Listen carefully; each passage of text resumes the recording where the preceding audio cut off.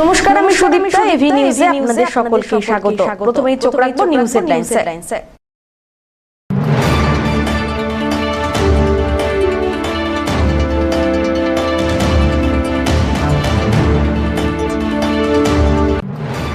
ময়নাগুড়িতে কংগ্রেস কর্মীকে পিটিয়ে খুনের ঘটনায় এখনো অধরা 6 অভিযুক্ত।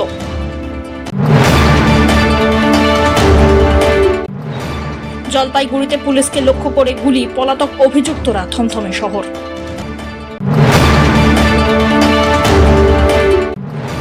জলপাইগুড়ি পুরসভার অধীনস্থ স্থায়ী সুস্বাস্থ্য কেন্দ্রের ভবন উদ্বোধনে পুরসভার চেয়ারপারসন পাপিয়া পাল।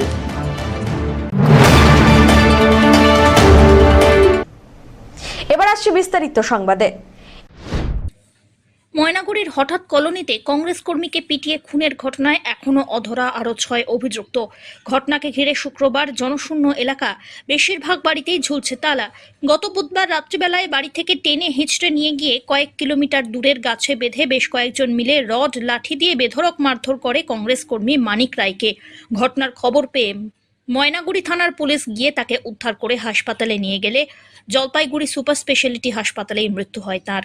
মানিক রায় স্ত্রী স্বপ্না রায়ের অভিযোগ, এলাকার বালি মাফিয়া সহ একাধিক বিষয়ে প্রতিবাদ করত মানিক, যেই কারণে এর আগেও বাড়িতেও হামলা হয়েছিল। তাকে বাড়ি ছাড়াও হতে হয়েছে। 5 বছর পর বাড়িতে ফিরে এলে বুধবার রাত্রিবেলায় ফের তার বাড়িতে ভাঙচুর করা হয়। তাকে গাছে বেঁধে নৃশংসভাবে মারধর করা হয়।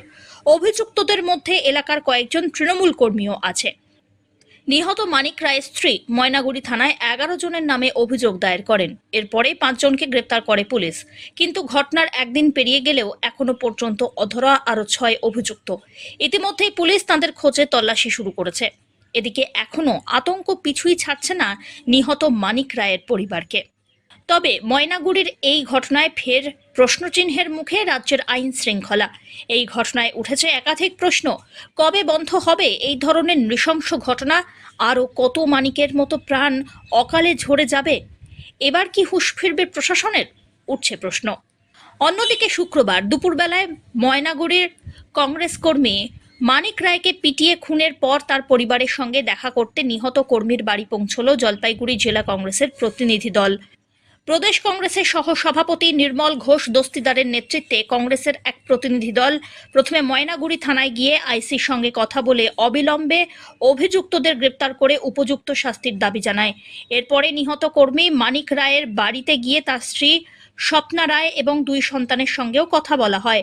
পরিবারের পাশে থাকার অঙ্গীকার দেওয়া হয়েছে। পাশাপাশি এই নৃশংস ঘটনার তীব্র ক্ষোভ প্রকাশ করে প্রদেশ কংগ্রেসের সহ সভাপতি নির্মল ঘোষ দস্তিদার কি বললেন শোনা যাক। গতকালই আইসির সঙ্গে কথা হয়েছে। আপনাদের ময়নাগুড়ির কংগ্রেসের কর্মকর্তা বিপুলবাবু কোর্টে ছুটে যান, আমি কোর্টেই ছিলাম। আইসির সঙ্গে খুব হটটক্স হয়। উনি বলছেন অ্যারেস্ট শুরু হয়ে গেছে, আরও অ্যারেস্ট করছি। তারপরে তো শুনলাম পোস্টমর্টম করার জন্য পাঠিয়েছে। তখন থেকে আমরা সক্রিয় আছি। মানিক দীর্ঘদিনের কংগ্রেসের কর্মী, ঘর থেকে চলে গেছিলো কিছুদিনের জন্য শিলিগুড়িতে। তা আমি যদি আমেরিকায় থাকি, আমার বাড়িতে লুট হতে পারে না, আমি তো এখানকার বাসিন্দা না, সেটা তো কখনোই এস্টাবলিশ হতে পারে না। কিছুদিন এখানে থাকলো না, গ্যাপ হয়ে গেছে বলে আশেপাশের লোকরা এসে, দুষ্কৃতীরা এসে বাড়িঘর ধ্বংস করবে, ওকে মেরে ফেলবে, এটা তো মানা যায় না। আমার প্রথম বক্তব্য হচ্ছে এই পরিবারটাকে সুরক্ষিত রাখতে হবে।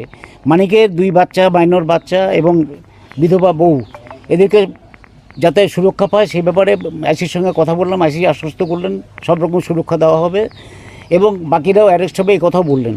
ঠিক আছে, এটা তো উনি বলেছেন। এবারে আমরা ঘরটা তুলে দেওয়ার ব্যবস্থা করব সাংগঠনিকভাবে। কংগ্রেস থেকে ঘরটা তুলে দেওয়ার ব্যবস্থা করব এবং যাতে বাচ্চাগুলো পড়াশোনা করতে পারে সেটাও দেখব। এরবারে রাজনৈতিক কথা যেটা হলো সেটা হলো মমতা ব্যানার্জি প্রতিদিনই একটা করে কথা বলছেন, এই সাদ্দামান নাই, জেবিসিআর নাই, আমি সাহায্য করব। মমতা ব্যানার্জির নিয়ন্ত্রণের বাইরে চলে গেছে তৃণমূলের দুষ্কৃতীরা।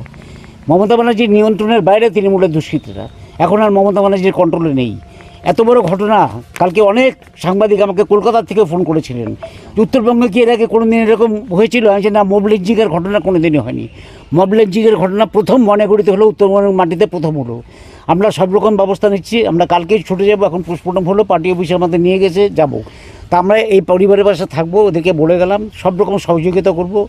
আর এই পুলিশ বলছে, আইসি থেকে বলা হলো, আইসি বললেন যে আমাদের ফ্রিকোয়েন্সি থাকবে, ক্যাম্পও থাকবে, কোনো অসুবিধা যাতে না হয় আমরাও দেখব। দেখুন, এগুলো কোনো রাজনৈতিক দল তাদেরকে শিখিয়ে প্ররোচিত করে এটা করবার ঠিক না। প্রথমত আমি গত এক সপ্তাহ ধরে থানাতে একদিনের জন্য যাই। আপনারা সিসিটিভি ফুটেজ দেখতে পারেন, এক সপ্তাহের মধ্যে একদিনও থাকবে। সুতরাং এই প্রশ্ন আসছে করতে। হ্যাঁ, দুই হচ্ছে আরো যারা বুথ সভাপতি জ্যোতিষ রায় বা যাদের নাম বলা হচ্ছে, সেই ঘটনার সময় যখন ঘটনা ঘটে তখন তারা ওই এলাকাতেই ছিলেন না, তারা বাইরে ছিলেন।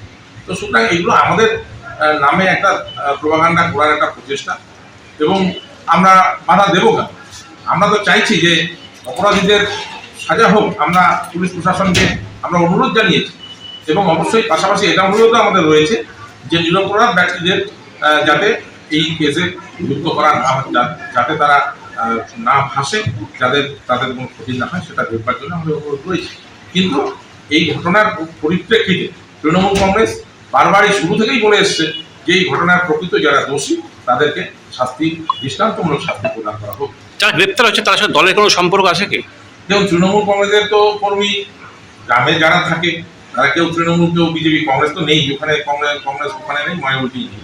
তো সুতরাং কংগ্রেস নিয়ে আলোচনা করে লাভ নেই। ওরা বলছে এখন তাদের কর্মী, ভালো কথা, কিন্তু আমি তো দেখলাম দেহটা দাহ করবার জন্য, সৎকার করবার জন্য কংগ্রেসের কেউ গেছিল বলে আমার জানা নেই, কারণ একটা লোক খুঁজে পাওয়া যায়নি তার দেহ সৎকার করবার জন্য। তো সেটা ভিন্ন বিষয়, তাদের দলের বিষয়, সেটা আমি বলবো না। কিন্তু তৃণমূল কংগ্রেস ওখানে হয় বিজেপি করে না, তৃণমূল কংগ্রেস করে। ওখানে যাদের নামে ডায়েরি হয়েছে তার মধ্যে বিজেপির বুথ সভাপতি উত্তম রায়, তার নামও তো আছে। এবং আমি তো মনে করি যে বিজেপির বুথ সভাপতি আর তৃণমূলের লোকজন মিলে যৌথভাবে রাজনৈতিকভাবে কিছু করতে যাবে, এটা তো জলের মতো পরিষ্কার। এখানে তৃণমূল বিজেপি কিছু নেই, এটা পুরোটাই লোকাল সামাজিক বিষয়। এটা ওখানকার সম্পূর্ণ নিজস্ব সামাজিক বিষয়, এটার সঙ্গে রাজনীতির কোনো যোগ নেই। আজও থমথমে শহর জলপাইগুড়ি। পুলিশকে লক্ষ্য করে গুলি চালানোর ঘটনায় আতঙ্কে দিন যাপন করছেন দিনবাজার এলাকার ব্যবসায়ীরা। জানা গিয়েছে বৃহস্পতিবার রাত্রি প্রায় 2:30 নাগাদ গোপন সূত্রে খবর পেয়ে সন্দেহজনক একটি গাড়িকে হাতে নাতে ধরতে জলপাইগুড়ি শহরের দিনবাজারের রামানন্দ দাগা সরণিতে ছুটে যান কোতোয়ালি থানার সাদা পোশাকের পুলিশ। জিজ্ঞাসাবাদ করতেই পুলিশের ওপরে 3 রাউন্ড গুলি চালিয়ে লাপাতা হয়ে যায় সন্দেহজনক দল। জিজ্ঞাসাবাদের জন্য পুলিশ রাত্রে ঘটনাস্থলে থাকা 3 জনকে আটক করে। এদিকে ঘটনাকে ঘিরে ব্যাপক আতঙ্কের সৃষ্টি হয়েছে গোটা এলাকায়। আতঙ্ক তো সবার মনে আছে। ঘটনাটা তো ছোটো মোটো কিছু ঘটনা হয়নি, এটা অনেক বড় ঘটনা ঘটেছে, কেন পুলিশের উপরে গুলি যেহেতু ফায়ারিং হয়েছে। তো তারপরে কি পুলিশের নিরাপত্তা কি? পুলিশ তো কালকে ছিল, অনেকক্ষণ ছিল পুলিশ। আচ্ছা, মানে এখন আপনারা সকাল সকাল দোকান খুলছেন, হ্যাঁ। বা কি মনে করবেন, কি চান আরো? আর কি চাই, শান্তিভাবে হোক এটাই চাই, আর পুলিশের নিরাপত্তা থাকুক সবসময় দিনবাজারে। এটা দিনবাজারের মেন কেন্দ্র, ব্যবসা কেন্দ্র, মানে আরো নিরাপত্তা চান? হ্যাঁ। কত ব্যবসায়ী রয়েছে? হ্যাঁ, কত ব্যবসায়ী রয়েছে এখানে? এখানে তো সব বড় বড় ব্যবসায়ী রয়েছে। এখন আপনারা কতটা শান্তিতে বা কি মনে করছেন আজকে নিয়ে? আতঙ্ক তো আছেই, এগুলো একটু সমাধানের দরকার আছে, পুলিশের একটু রাউন্ড দরকার আছে। মানে আপনার কি এখানে দোকান রয়েছে? আমাদের দোকান আছে। দোকান রয়েছে, তো কি মনে হয় যে এত বড় ঘটনা হওয়ার পর আরও হতে পারে বা কিছু? আবার তো এগুলো তো বলা খুব মুশকিল, যেভাবে চলছে এখন এগুলো হওয়া তো খুব বড় কথা না। কিন্তু আমরা চাই প্রশাসনকে একটু সতর্ক, আমরা নিজেও সতর্ক থাকি। এখন সতর্ক রয়েছেন? হ্যাঁ, নিজেই সতর্ক আছি, কিন্তু প্রশাসনকে সতর্ক দরকার না। আমরা এটাই চাই কি প্রশাসনকে একটু মানে কি আমাদের উপর একটু পুলিশ পিকেট থাক, আর পুলিশ রাউন্ড দেখ আমাদের এই দিনবাজারটাকে চত্বরে। এখন কি আরও রাউন্ড চলছে? রাউন্ড তো বলা হচ্ছিল কালকে আমাদের সাথে। এই দিনবাজার তো জলপাইগুড়ির একটা প্রসিদ্ধ বাজার, একদম মানে একদম কর্মস্থল, মানে মেন হচ্ছে প্রাণকেন্দ্র, জলপাইগুড়ির প্রাণকেন্দ্র হচ্ছে দিনবাজার। অমিত বণিকের রিপোর্ট, এভি নিউজ।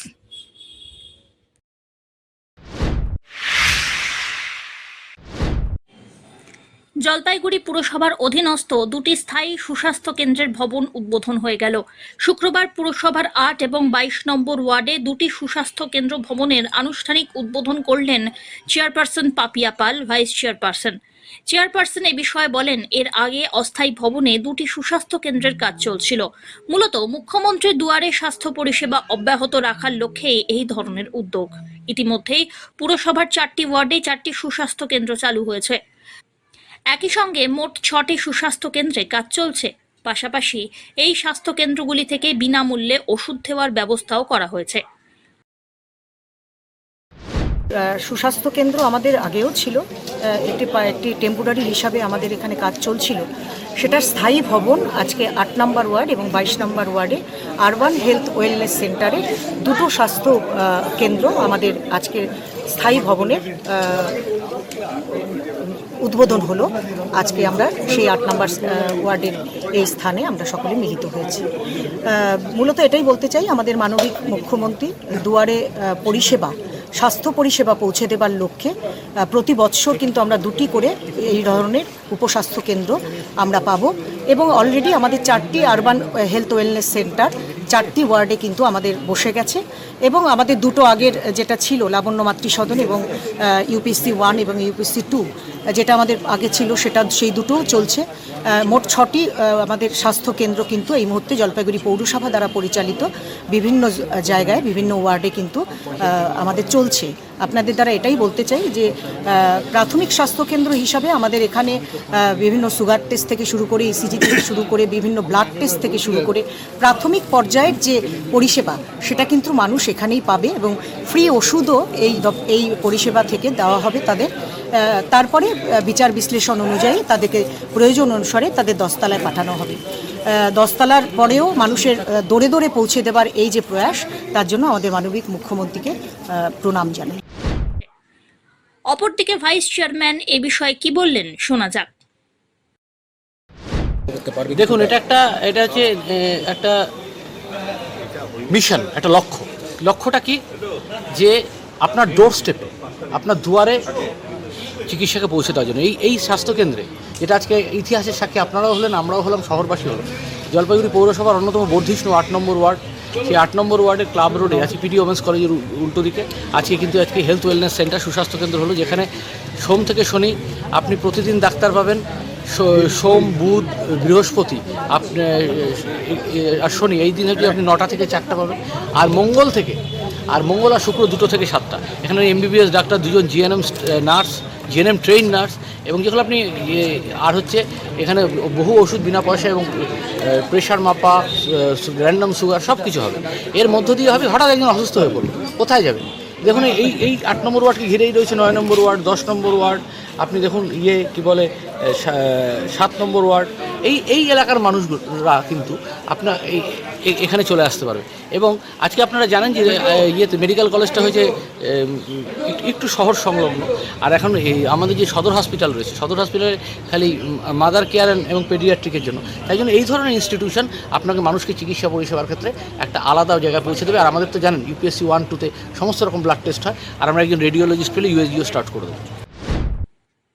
সব্যসাচী মজুমদারের রিপোর্ট, এভি নিউজ।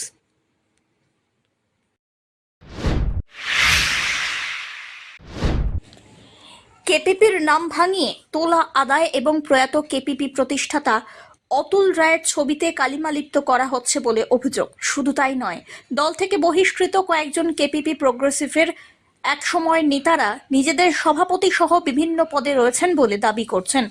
এরই প্রতিবাদ জানিয়ে ইতিমধ্যে কলকাতা হাইকোর্টের আদালতে মামলা করেছেন, এমনটাই জানিয়েছেন কেপিপি প্রোগ্রেসিভের সভাপতি অমিত রায়। শুক্রবার জলপাইগুড়িতে সাংবাদিক সম্মেলন করে অমিত রায় এই গোটা ঘটনার প্রতিবাদ জানান।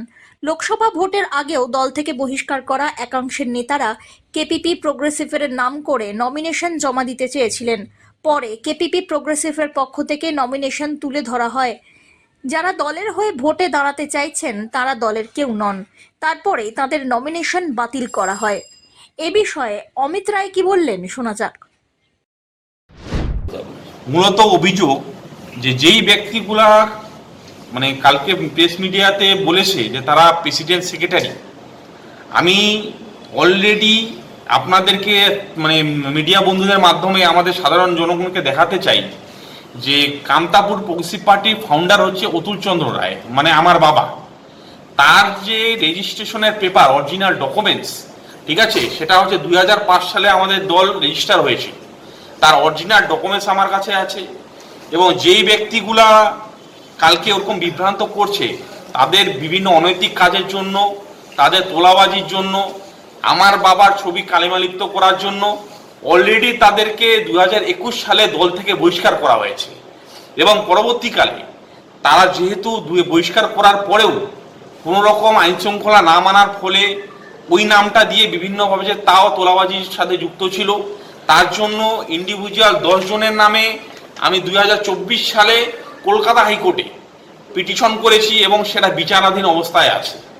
এবার আমার কথা হচ্ছে, সেই ব্যক্তিগুলা বাংলাদেশের না আমেরিকার না অস্ট্রেলিয়ার রেজিস্ট্রেশন পেপার নিয়ে এসে যে দাবি করছে, তাদের যদি অরিজিনাল পেপার হয়েই থাকে তাহলে তারা প্রেস মিডিয়ার কাছে কেন বলবে? তারা আর কি প্রশাসনিক ব্যবস্থা নিবে আমার বিরুদ্ধে। তারা এটা বলছে যে মুখ্যমন্ত্রীকে নাকি তারা বলবে যে আমাকে দল থেকে বার করে দিতে। এবার আমি যেটা বলতে চাচ্ছি, আমরা কামতাপুর প্রগ্রেসিভ পার্টি টিএমসির সাথে অ্যালায়েন্স করেছি, আমরা টিএমসিপি পার্টির লোক নই। মুখ্যমন্ত্রী একজন আলাদা দলের একজন সুপ্রিমো, আমাদের কামতাপুর প্রগ্রেসিভ পার্টি দলের প্রেসিডেন্ট এবং সুপ্রিমো হচ্ছে আমি। মুখ্যমন্ত্রী আমাদেরকে পরামর্শ দিতে পারে, মুখ্যমন্ত্রী তো আমাকে বলতে পারে না যে আর কি অমিত রয় কালকের থেকে প্রেসিডেন্ট না। তো এরকম ধরনের মূর্খ মতন কথাবার্তা এরা যে বলছে, তার জন্যই আজকে আমি জবাব দিতে চাচ্ছি, তাদের কাছে যদি অরিজিনালি কোচে হয়েই থাকে তাহলে তারা আর কি কোর্টে আমার বিরুদ্ধে মামলা করুক, ঠিক আছে, বা আমার সাথে দেখা করুক, দেখা করে সলভ করুক ব্যাপারগুলা। তারা এরকম করছে কেন? আমার যেটা মনে হয় তারা সাধারণ আমাদের পাবলিককে বিভ্রান্ত করার চেষ্টা করছে। এবং যেহেতু আমাদের দল এই মুহূর্তে শাসক দলের সাথে আছে, তার সাথে তারা বিভিন্নভাবে আমাদের দলটাকে ভ্যানিশ করে দেওয়ার জন্য অপরপক্ষে কোনো বিরোধী শক্তি তাদের পিছনে কাজ করছে, তার জন্য আজকে এইভাবে তারা চালিয়ে যাচ্ছে। তারা আসামের থেকে পলাতক একজন ব্যক্তি, যারা আসামের থাকতে পারে না, যার এখানটায় কোনো ভোটাধিকারের ভোটার কার্ডও নেই। অভিযোগ কার কার বিরুদ্ধে বেসিক্যালি? নামগুলা হচ্ছে, একজন আছে উত্তম রায়, সে হচ্ছে আসামে বাড়ি। এখানকার আরেকজন আছে কুচবিহারের, তার নাম হচ্ছে সন্তোষ বর্মন। আরেকজন আছে পুলিন রায়, তার বাড়ি হচ্ছে আলিপুরদুয়ার। কালকে তারাই সামনে ছিল, তাদের এই নামটা আমি নিয়েছি। বাদ বাকি যাদের নামে পিটিশন করা হয়েছে তারা কালকে কিছু বলে নাই, তার জন্য তাদের নামটা আমি নিয়েছি না। যেহেতু কালকে তারা ছিল, তাদের ব্যক্তিগুলোর নাম আমি আপনাদের সামনে তুলে ধরলাম। সব্যসাচী মজুমদারের রিপোর্ট, এভি নিউজ।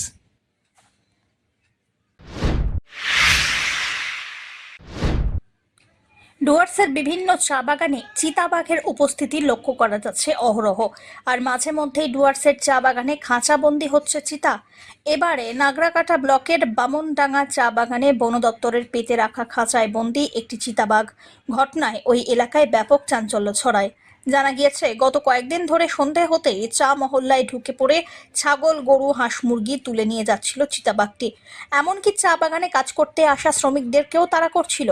এরপরে বৃহস্পতিবার বিকেলবেলায় চিতাবাঘকে খাঁচা বন্দি করতে ছাগলের টোপ দিয়ে খাঁচা পেতে রাখেন বনকর্মীরা। আর সেই ছাগল খেতে এসে খাঁচায় আটকে যায় চিতা। এদিন সকালবেলায় চিতাবাঘের গর্জন শুনতে পান স্থানীয়রা। এরপরে দেখা যায় সেটি খাঁচাবন্দি হয়ে আছে। পরবর্তীতে খবর পেয়ে খুনিয়া রেঞ্জের বনকর্মীরা এসে চিতাটিকে উদ্ধার করে নিয়ে যান। স্বাস্থ্য পরীক্ষার পর সেটিকে ফের জঙ্গলে ছেড়ে দেওয়া হবে। উল্লেখ্য, গত কয়েকদিনে ডুয়ার্সের বিভিন্ন চা বাগান থেকে একাধিক চিতাবাঘ খাঁচাবন্দি হলো।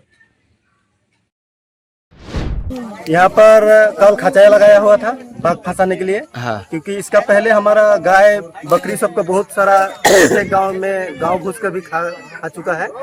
तो इसलिए हम लोग डिपार्टमेंट से गुहार लगाया था कि हम लोग का ये बाघ को ले पकड़ के ले जाए बोल के। तो ये डिपार्टमेंट के थ्रू हम लोग को खाचा दिया था, वो खाचा में बाघ फंसा है। मैं उसको देखने के लिए आया था।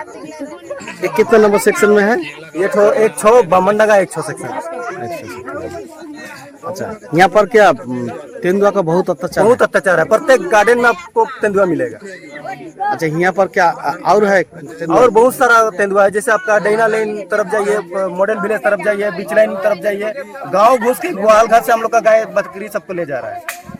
अच्छा, तो आज तो एक तो फंस गया। आज एक तो फंस गया। ऐसे करके और कितना बाघ हम लोग को मिलेगा यहाँ पर अगर ऐसा खाचा लगाने से। জেলা শাসকের নির্দেশে সবজির দাম নিয়ন্ত্রণে পাইকারি এবং খুচরো বাজার ঘুরে দেখলেন প্রশাসনিক আধিকারিকরা। খুচরো বাজারে সবজির দামের অমিল মিলতেই ব্যবসায়ীদের দাম নিয়ন্ত্রণে কড়া নির্দেশ দেন তিনি।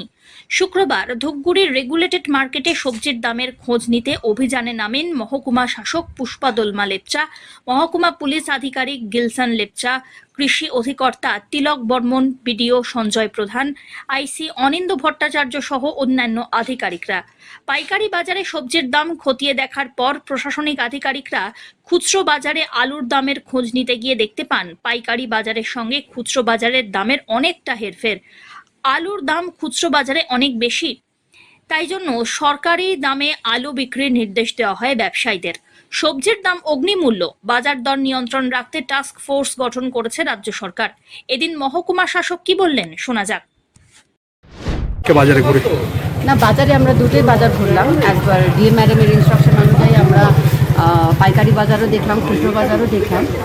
মোটামুটি রেটটা পাইকারিতে ঠিকই আছে, এখানে দেখছি খুচরো বাজারে একটু কোনো জায়গায় বেশি কম আছে। তো আমরা এটাকে আরও বেশি নিগরানি রাখবো যে খুচরো বাজারে। আর যদি কোনো কমপ্লেন হয় তাহলে we will take necessary action. ঠিক আছে, এত বেশি মানে গ্যাপ রাখা যায় না। Dhiman Roy report, AV news.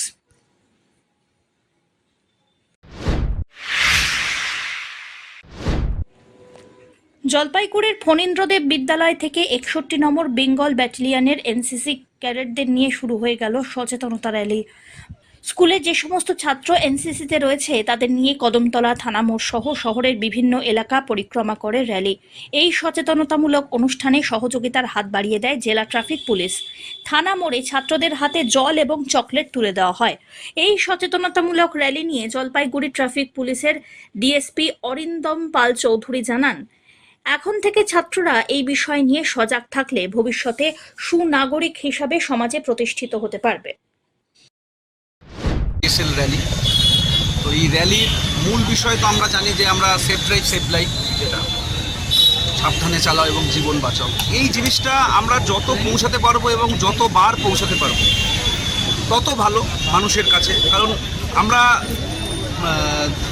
Traffic করতে গিয়ে দেখি যে মানুষ অ্যাওয়ার হচ্ছে কিছু কিছু জায়গায়, কিন্তু তবুও এখনও অ্যাওয়ারনেসের প্রয়োজন আছে, হয়তো আরও অনেক দিন প্রয়োজন আছে। তো আমরা চেষ্টা করছি সেটা অ্যাওয়ারনেসটা সর্বক্ষণে, শুধু জলপাইগুড়ি শহরেই নয়, গ্রাম একদম যেগুলো জিপি অঞ্চল সেইগুলোতেও পৌঁছে দেওয়ার জন্য এই জিনিসগুলো। তো এসডিএসএল প্রোগ্রাম যেমন হচ্ছে এরকমভাবেই চলবে। 2016 সালে যেমন বলছিলাম যে ম্যাডাম যখন আমাদের চিফ মিনিস্টার ম্যাডাম যখন এটা শুরু করেছিলেন, তারপর থেকে মানে সাবধানে চালাও জীবন বাঁচাও এইটা নিয়ে আমরা করছি, স্লোগান চালাচ্ছি। এখন যেটা কি, এখন আমরা জানি যে ঘুমিয়ে আছে সকল পিতা সব শিশুরই অন্তরে। তো এদের দিয়ে যদি আমরা শুরু করতে পারি এবং এদের মধ্যে যদি আমরা ইনজেক্ট করতে পারি, যেমন আমরা দেখেছি যে এখন বইয়ের সামনে কোনো বুকস যদি আপনি কেনেন তাহলে তার সামনে কনস্টিটিউশনের প্রিএম্বলটা দেওয়া আছে, এরকম যদি পথ সংস্কৃতিও দেওয়া যায়, এটা আমার একটা আবেদন। তাহলে কি পথে অন্তত পথ সংস্কৃতি সম্পর্কে অন্তত কিছু তাদের মধ্যে একটা সাম্যক ধারণা জন্মাবে। কেন অনেক ছেলেই বাচ্চা এবং তাদেরও এখনও সেই ম্যাচুরিটি থাকে না যে পথ যে এতটা হতে পারে, ভয়ঙ্কর হতে পারে, বা একটা অ্যাক্সিডেন্টের রেজাল্ট যে এরকম হতে পারে, একটা সংসার ভেঙে যেতে পারে বা একটা পরিবারের নষ্ট হয়ে যেতে পারে, সেইটা যেন না হয়, সেটাই আমাদের কাম। এবং সর্বোপরি একটাই জলপাইগুড়িতে ফের শুয়োরের উপদ্রবে নাজেহাল সাধারণ পৌর নাগরিকরা। বেশ কয়েকদিন ধরে জলপাইগুড়ি শহরের বিভিন্ন এলাকায়, বিশেষ করে 11 নম্বর ওয়ার্ড, 12 নম্বর ওয়ার্ড সহ অন্যান্য এলাকায় শুয়োরের তাণ্ডব শুরু হয়েছে। এই উপদ্রবের কারণে মানুষের জীবনের পরিস্থিতি কিছুটা হলেও খারাপ হয়েছে। মাঠে ঘাটে যেখানে সেখানে শুয়োর মাটি কেটে নষ্ট করছে, পাশাপাশি ছড়াচ্ছে পরিবেশ দূষণ। এর থেকে বাঁচতে জলপাইগুড়ি পৌরসভার কাছে পৌরবাসীর আবেদন, শুয়োরের উপদ্রব থেকে রেহাইয়ের ব্যবস্থা করা হোক। যদিও বেশ কয়েক বছর আগে জলপাইগুড়ি পৌরসভার উদ্যোগে শুয়োরের উপদ্রব কমাতে শুয়োর পোষা বন্ধ হয়, ফলে শান্তিতে বসবাস করছিলেন পৌর নাগরিকরা। কিন্তু ফের সেই অত্যাচার আরও একবার শুরু হলো। কি বলবো, এটা তো পৌরসভাকে জানকারি কতবার হয়েছে, তো এখন আবার হয়েছে। এটা কয়েকদিন কি শুয়োর আনাগোনা বন্ধ ছিল? বন্ধ ছিল তো, আর এখন কি দেখছে? এখন এই ফের আবার চালু হয়েছে। কোথায় দেখা যাচ্ছে এখন? এখন এই হাই স্কুলের মাঠে, রাস্তাঘাটও দেখা যাচ্ছে। রাস্তাঘাটে রাস্তাঘাটে দেখা যায়। কি কি চান আপনারা, মানে যাতে বন্ধ হোক শহরের উপদ্রব? আর বন্ধ হয়ে তো ভালো। এমনি কি অসুবিধা হয় থাকলে? অসুবিধা হয় এই দিকে যখন মাটি করে ওই আপনি আসেন না, দেখাই দিই ওই বাড়ি ঘরকে কী করছে ওই সাইডে। অমিত বণিকের রিপোর্ট, এভি নিউজ।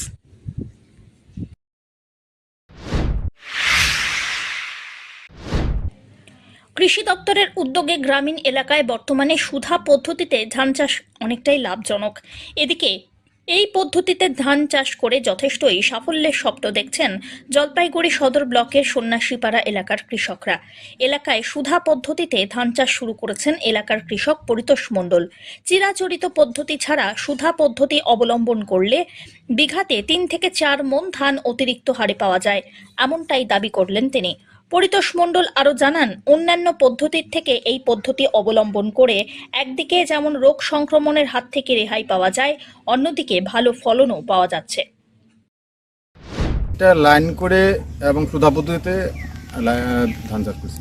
এটা আমাদের সরকারি কিছু নির্দেশ আছে জলপাইগুড়ি সদর এবং কেবিক এবং আমাদের বিশ্ববিদ্যালয় থেকে, যে বিশেষ করে সদর, যে লাইন করে এক জায়গার মধ্যে মিনিমাম 20 বিঘা, 30 বিঘা, 50 বিঘা। তো আমাদের ইতিমধ্যে আমরা শুরু করেছি, 10 বিঘা চাষ শুরু হয়ে গেছে, আমাদের হয়ে গেছে। আমরা 20 বিঘা এবার লাগাবো। 20 জন কৃষক। মানে যে তুলনায় এমনিতে 1 বিঘাতে যে ধান হয় তার থেকে তুলনামূলকভাবে 3 থেকে 4 মণ ধান বেশি হবে, 1 নম্বর। 2 নম্বর, এখানে লাইন করে গাড়াতে রোগ পোকা হবে না। 3 নম্বর, এখানে যে লাইনটা করা হয়েছে তাতে আবহাওয়া এবং সূর্যের আলো থাকবে। পর্যন্ত এখানে 5 বিঘা জায়গা অলরেডি লাগানো হয়ে গেছে। আমাদের ক্লাবের আরো কৃষক আছে, এটা আমরা টোটাল 10 জন মিলে 20 জন মিলে আমরা 20 বিঘা জায়গা লাগাবো। এটা আমি বলবো আমার হিসাবে যে লাইন করা 1 নাম্বার হলো এটা ভীষণ পাশ কাটি খুব কম লাগে। 2 নম্বর, হাজিরাটা যেটা আমি দেখলাম খুব কম লাগে। লাইন করে দুদিকে রশিটা নিয়ে মাঝখানে একটা চিহ্ন করে দিয়ে দিলে অনেকটা খরচ কম হয়, আমি কম লাগে। সব্যসাচী মজুমদারের রিপোর্ট, এভি নিউজ।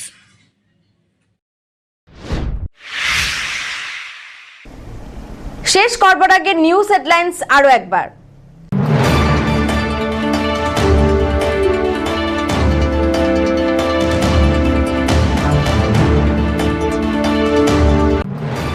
ময়নাগুড়িতে কংগ্রেস কর্মীকে পিটিয়ে খুনের ঘটনায় এখনো অধরা 6 অভিযুক্ত।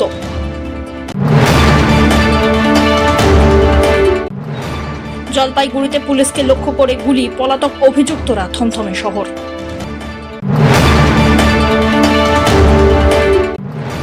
জলপাইগুড়ি পুরসভার অধীনস্থ স্থায়ী সুস্বাস্থ্য কেন্দ্রের ভবন উদ্বোধনে পুরসভার চেয়ারপারসন পাপিয়া পাল।